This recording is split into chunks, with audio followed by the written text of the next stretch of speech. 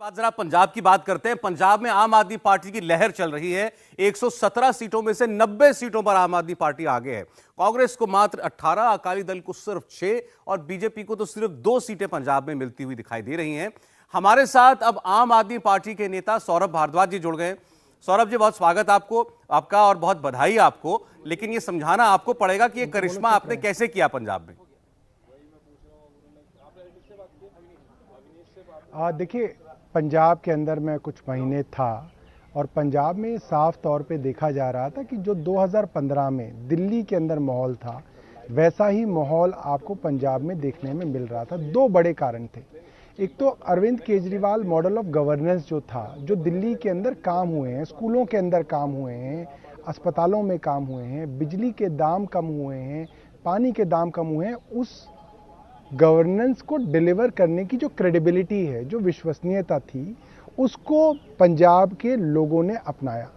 दूसरा, भगवंत मान का जो चेहरा था, उनकी जितनी पॉपुलैरिटी थी। सौरभ जी, बस 30 सेकंड मुझे दीजिए, क्योंकि अरविंद केजरीवाल जी ने अभी ट्वीट किया है। उन्होंने अपनी और भगवंत मान जी की तस्वीर जो है विक्ट्री साइन दिखाते हुए ट्वीट की है और उन्होंने लिखा है, इस इंकलाब के लिए पंजाब के लोगों को बहुत बहुत बधाई। और आप देख सकते हैं भगवंत मान और अरविंद केजरीवाल दोनों के बड़े खिले हुए चेहरे। जाहिर है उन्होंने जो हासिल किया है पंजाब में वो वाकई बहुत बड़ी कामयाबी है। 117 में से 90 सीटों पर बढ़त उनकी पार्टी को मिलना, यानी कि पूरा का पूरा पंजाब का आप कह सकते हैं वोटर जो है वो एक तरफ होकर के आम आदमी पार्टी की तरफ आया है। कांग्रेस को नकार दिया, अकाली दल को नकार दिया, कैप्टन अमरिंदर सिंह, बीजेपी, उनके गठबंधन को नकार दिया। तो इस बड़ी जीत के पीछे बहुत बड़ी वजह भी होंगी, वो बता रहे हैं हमें सौरभ भारद्वाज जी।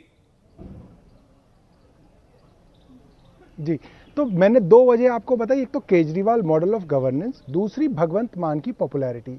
और मैं जितने महीने पंजाब में रहा, मैंने वहां पे दो नैरेटिव देखे जो जनता के बीच में परमानेंटली घर कर रहे थे। एक नैरेटिव तो था कि बदलाव, उनको ट्रेडिशनल कन्वेंशनल पॉलिटिकल पार्टीज से बदलाव चाहिए था, उनको कांग्रेस अकाली दल के ऊपर विश्वास नहीं था।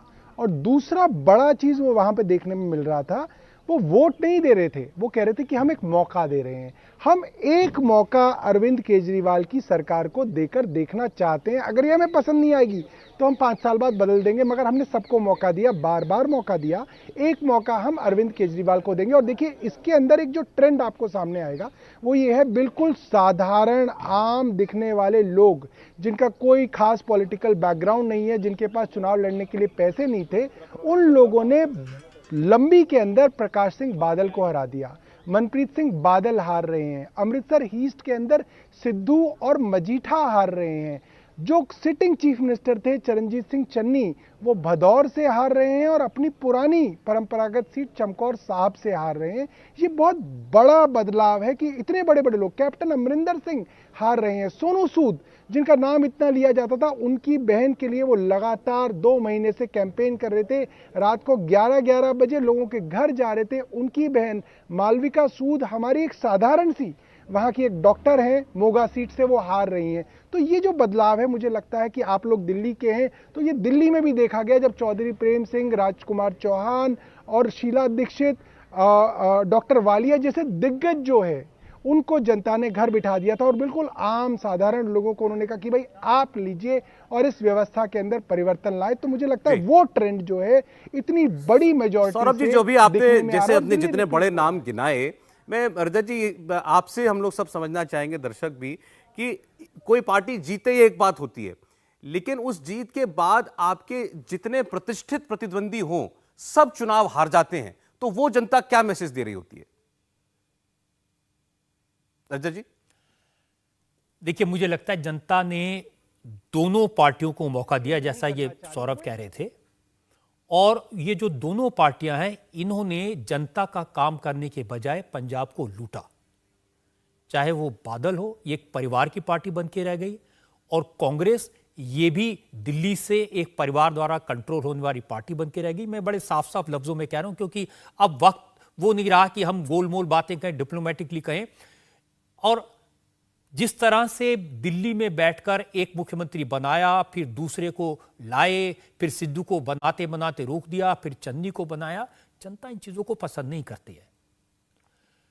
और फिर ये कहें कि 4.5 साल अब अमरिंदर सिंह ने काम नहीं किया, अब चन्नी ने 111 दिन काम किया, इनको वोट दे दो, ये कैसे जनता स्वीकार कर सकती है? प्रकाश सिंह बादल के बाद अकाली दल वो अकाली दल नहीं रहा जो प्रकाश सिंह बादल ने बनाया था। सारा का सारा ध्यान अपने बिजनेस चलाने में रहा, सारा का सारा ध्यान पैसा कमाने में रहा, और पार्टी को जो भी कुछ करते थे ये मान के चलते थे जो जाट सिख है वो तो हमारे साथ है ही है, हमारे साथ एसजीपीसी है, हमारे साथ धर्म है, हम चुनाव जीत लेंगे। अब जमाना बदल गया है और मैं कहता हूं नरेंद्र मोदी ने इस देश की राजनीति को बदला है, अरविंद केजरीवाल ने भी देश की राजनीति को बदला है, और वो जो बदलाव है वो दिखाई दे रहा है पंजाब में, वो जो बदलाव है वो दिखाई दे रहा है उत्तर प्रदेश में, वो बदलाव दिखाई दे रहा है गोवा में, वो बदलाव दिखाई दे रहा है उत्तराखंड में। और चुनावों को देखने का, एनालाइज करने का, जीतने का जो परंपरागत तरीका था वो बदल गया है। इसीलिए हम पंजाब में देख रहे हैं कि प्रकाश सिंह बादल अगर हार गए हैं, अगर मजीठिया हार रहे हैं, अगर सिद्धू हार रहे हैं, अगर अमरिंदर सिंह हार रहे हैं, इसका मतलब जो परंपरागत राजनीति थी एक जमाने की, उस राजनीति को तिलांजलि देने का समय आ गया है और यह सबको समझना होगा। नहीं, और ये इस काम की शुरुआत सौरभ भारद्वाज की पार्टी अब पंजाब में कर रही है, तो बहुत बड़ी जिम्मेदारी आपके ऊपर भी। जैसा आपने कहा कि लोग ये कहते थे हम वोट नहीं मौका दे रहे हैं, अब इस मौके को पूरी तरीके से अपने आप को साबित करना और पंजाब की जनता के इतने बड़े ऋण को चुकाना, ये 5 साल में आपको करना होगा सौरभ जी। देखिए, मैं हैरान हूं कि रजत जी ने इतना शानदार एनालिसिस उसका किया। मतलब मैं ही सोच रहा था कि मतलब इनकी एक एक बात जो थी वो मतलब कि पूरी की तरह से जो है फैक्चुअल थी, और मतलब मैंने जो चीज़ें पंजाब में बैठकर देखी, रजत जी बिल्कुल एग्जैक्टली वो बात करती, बिल्कुल सही बात है कि परंपरागत पार्टियों और परंपरागत राजनीति से जनता को ऊब हो गई है, जनता चिढ़ने लगी है, और यही मैसेज जो है जनता ने दिया इतने बड़े बड़े दिग्गजों को हरा कर। देखिए, पहले क्या था कि अगर अकालियों से दुखी हो जाते थे तो वो कांग्रेस को मौका देते थे, कांग्रेस से दुखी हो जाते थे तो सिर्फ कांग्रेस से पिंड छुड़ाने के लिए अकालियों को मौका देते थे, इसलिए नहीं मौका देते थे कि साहब अकाली बहुत अच्छे इसलिए मौका दे। और over a period of time ये जो अकालियों की राजनीति थी बिल्कुल बिजनेस सेंट्रिक हो गई। प्रकाश सिंह बादल जी की एक अच्छी इमेज थी, उसके बाद सुखबीर सिंह बादल और विक्रम सिंह मजीठिया की एक अलग तरीके की इमेज लगी। उन लोगों को लगने लगा कि हर काम धंधे के अंदर इनका दखल है और ये बेसिकली अपना बिजनेस बढ़ा रहे हैं। और पंजाब की बड़ी प्रॉब्लम क्या थी? पंजाब की सबसे बड़ी प्रॉब्लम थी कि बेहद बड़े लेवल पर बेरोजगारी थी। वहां का जो युवा था अगर पंजाब में रहेगा तो वो चिट्टे की यानी कि ड्रग्स के चंगुल के अंदर फंस जाएगा। तो माँ बाप भी चाहते थे कि हमारा बेटा किसी तरीके से, हमारे जो बच्चे हैं वो कनाडा चले जाएं, अमेरिका चले जाएं, ऑस्ट्रेलिया चले जाएं, पंजाब से चले जाएं, क्योंकि अगर यहाँ पे रहेंगे तो ये चिट्टे की और नशे की उसके अंदर चंगुल के अंदर फंस जाएंगे। तो पूरी की पूरी नस्ल जो है पंजाब की बर्बाद कर दी। और लोगों के अंदर जो गुस्सा था वो गुस्सा जो है लोगों ने इन दोनों को सबक दिखा के, अब जो आपने क्वेश्चन पूछा वो बहुत वैलिड क्वेश्चन है। बहुत बड़ा चैलेंज हम लोगों के लिए है कि पंजाब को वापस पटरी में लाना, एम्प्लॉयमेंट अपॉर्चुनिटीज क्रिएट करना, वहाँ की शिक्षा के, स्वास्थ्य के अंदर जो इंफ्रास्ट्रक्चर है उसके अंदर बदलाव लाना। सौरभ जी, आपको एक अच्छी खबर मैं दे दूं, पटियाला से अमरिंदर सिंह चुनाव हार गए हैं और वो आम आदमी पार्टी के उम्मीदवार से हारे हैं। तो जो आप और हम बात कर रहे हैं कि ये परंपरागत राजनीति की हार हो रही है, ये उसी का एक बड़ा उदाहरण है। आप प्लीज अपनी बात कंटिन्यू करें। जी रजत जी, तो मैं यही कह रहा था कि एक बड़ा चैलेंज रहेगा कि पंजाब में बड़ी एम्प्लॉयमेंट अपॉर्चुनिटीज हमें क्रिएट करनी पड़ेंगी, और जो ड्रग मेनेस है, जो ड्रग्स की स्मगलिंग होती है और जो ड्रग्स का पूरा डिस्ट्रीब्यूशन पंजाब के अंदर पूरे एक माफिया के तरीके से किया जाता है, उसको हमें रोकना एक बड़ा चैलेंज होगा। लोगों ने एक बड़ी उम्मीद के साथ, मैं वहाँ पे देखता था लोगों को बहुत उम्मीदें हैं आम आदमी पार्टी से, अरविंद केजरीवाल की सरकार से, भगवंत मान साहब से। तो ये एक बड़ा चैलेंज रहेगा और हम लोग इसके अंदर कंसंट्रेट करेंगे।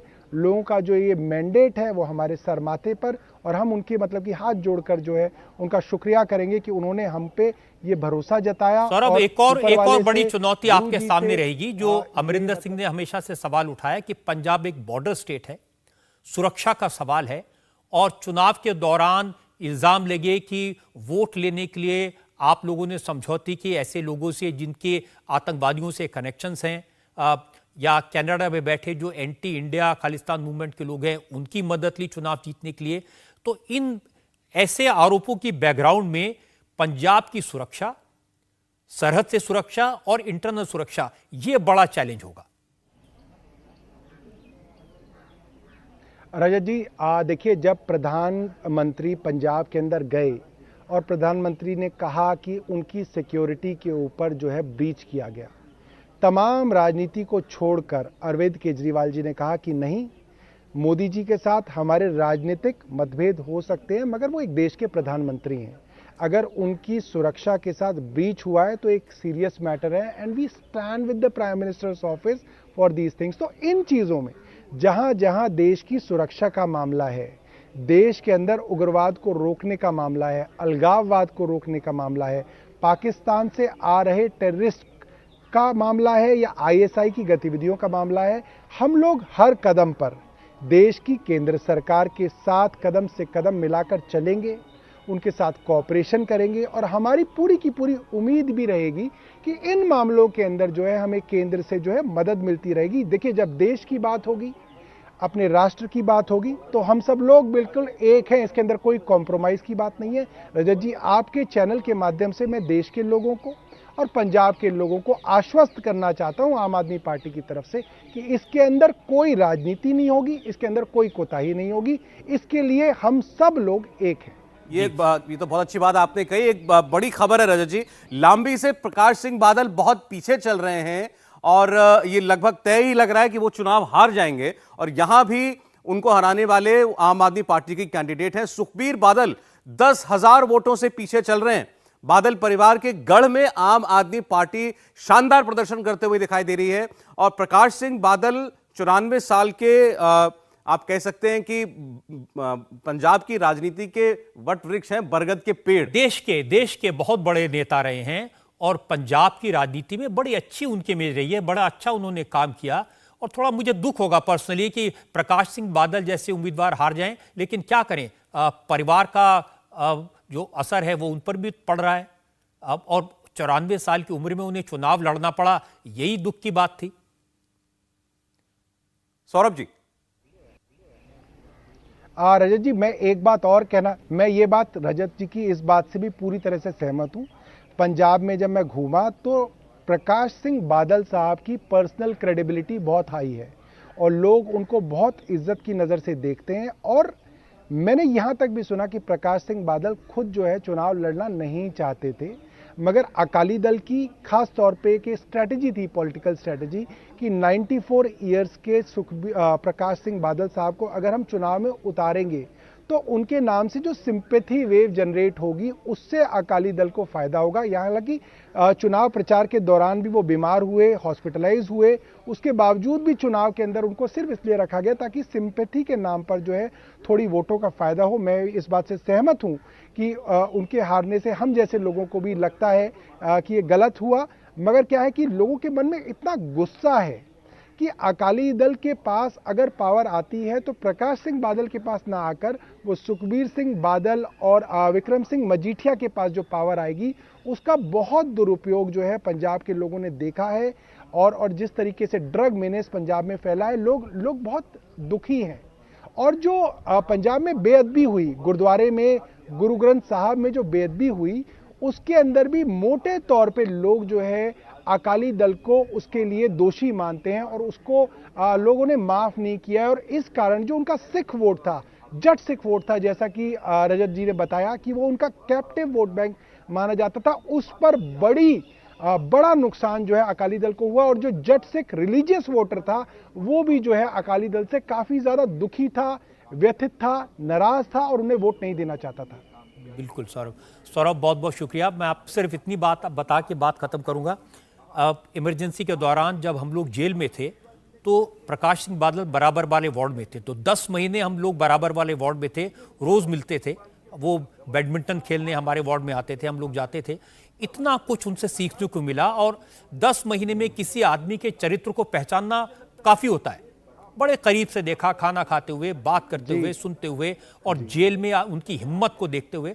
इसीलिए आज दुख होता है कि उनके परिवार वालों ने उनके जीवन को आखिरी वक्त में इतना बड़ा दुख दिया, इतना तंग किया होगा, और ये कभी भी शायद ये दर्द जो है वो कभी भूल नहीं पाएंगे। लेकिन आपको बधाई, आपकी बहुत बहुत शुभकामनाएं, और जो जिम्मेदारी का एहसास आपको है, आपकी पार्टी को है, उसके लिए अच्छा लगा ये बात सुन करके। बहुत बहुत धन्यवाद। इंडिया टीवी हर वक्त हर जगह डाउनलोड करने के लिए सर्च करें India TV news Google play store या ऐप स्टोर पर।